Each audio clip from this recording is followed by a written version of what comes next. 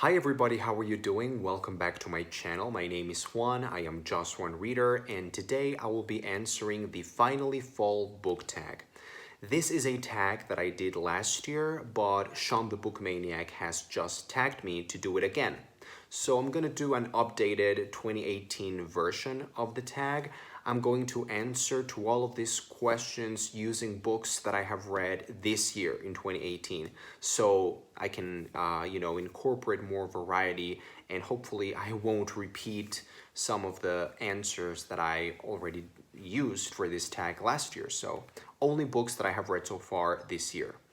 So the first question is, in fall, the air is crisp and clear.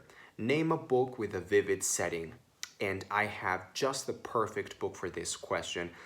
From all the books that I have read so far in 2018, the book that has the most wonderful use of setting, environment, ambiance, atmosphere, just gorgeously written is absolutely hands down 100 Years of Solitude, Cien Años de Soledad, by Colombian author Gabriel Garcia Marquez. Just wonderful read, and the use of setting in particular is something that I cannot forget. Second question, nature is beautiful, but it's also dying. Name a book that is beautifully written, but it also deals with a heavy topic like loss or grief. So I went with the book that I think is the most beautifully written book that I have read so far this year. And it is absolutely The Picture of Dorian Gray by Oscar Wilde. The writing style just blew me out of the water. I thought it was absolutely impeccable and elegant, and I just thought it was just gorgeous. It was absolutely my type of writing style. And talking about a heavy topic like grief or loss, well, I don't know if this book deals with those kinds of topics, but it does deal with another heavy topic, that one of image and narcissism and fame and art. A lot of heavy topics, maybe not dark topics, but certainly heavy topics, very literary themes. I also like how this book is incredibly relevant today, considering that this book is about narcissism,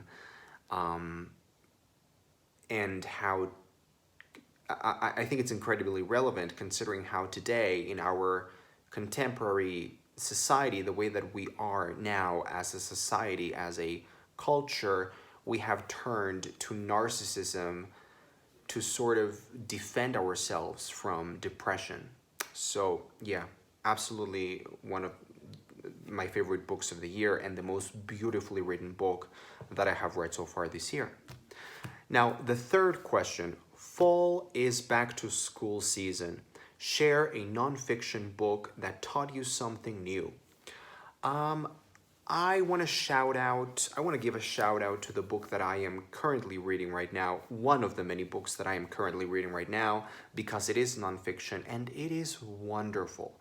This is in Spanish because it's by an Argentinian author, Sigmund Freud, Vida y Milagros. Sigmund Freud, Life and Miracles. It is a comic, humoristic biography of Sigmund Freud and the whole story, the history of the psychoanalytical movement, beginning with Freud. It is wonderfully told. It is so whimsical and funny, and I am finding myself cracking up in every page and just smiling all the way through. It's wonderful to read psychoanalytical theory and history in this incredibly humorous way. Really wonderful. I'm loving it so far. Now, question number 4. In order to keep warm, it's good to spend some time with the people we love. Name a fictional family or household or friend group that you would like to be a part of. Another incredibly easy question to answer. All the characters that inhabit the castle in the Blandings Castle from A Bounty of Blandings by P.G. Wodehouse. I just love this cast of characters. I love the way that P.G. Wodehouse gives voice to these people, and it's just wonderful and delightful and charming, and again incredibly humorous and wacky, and it's just the best, just the best. Question number 5. The colorful leaves are piling up on the ground. Show us a pile of fall-colored spines. I am not going to answer this question because I would have to make a big pile of books, and that is a lot of preparation, and I am a lazy son of a bitch. So please forgive me and excuse my language. Question number 6, however, is fall is the perfect time for some storytelling by the fireside. Share a book where somebody is telling a story. Ooh, The Sense of an Ending by Julian Barnes, another one of my favorite books of the year so far, is actually, not only is it about a man who is telling you the story of his life, but also it is about storytelling itself. It's all about, I think its biggest theme is history and story and storytelling, and how memory and perception become or alter the way that we perceive and the way that we tell stories. It's a wonderful novel. Some people have problems with the ending, talking about Sean the Book Maniac here. Sean himself had a lot of problems with the ending of the book. Personally, I don't remember feeling like the ending ruined it for me. I just remember loving the book to death. So yeah. Moving on to question number 7. The nights are getting darker. Share a dark, creepy read. Another one of my favorite books of the year. Daphne du Maurier's masterpiece, The Birds and Other Stories. Please, please read this collection. It is absolutely wonderful. It is dark. It is creepy. It is psychological. It is wonderfully written. It is delightful in all the wrong reasons. It is magical feeling, fantasy feeling without being magical. It is creepy and unsettling and disturbing and fun and exciting and riveting, and I just loved every single sentence in this book. Excellent, excellent, excellent. Question number 8. The days are getting colder. They certainly are. Name a short, heartwarming read that could warm up somebody's cold and rainy day. Well, the book that I chose is not that short, but it is warm, and it's also kind of creepy, but it's delightful, and it gives you all the warm, fuzzy feelings that I associate with fall and with winter. And it's a book that I read actually last winter when it was still very cold here. And I just remember reading it, being completely wrapped up in blankets. And I just remember I associate this book with those kinds of feelings. The Essex Serpent by Sarah Perry. Just wonderful.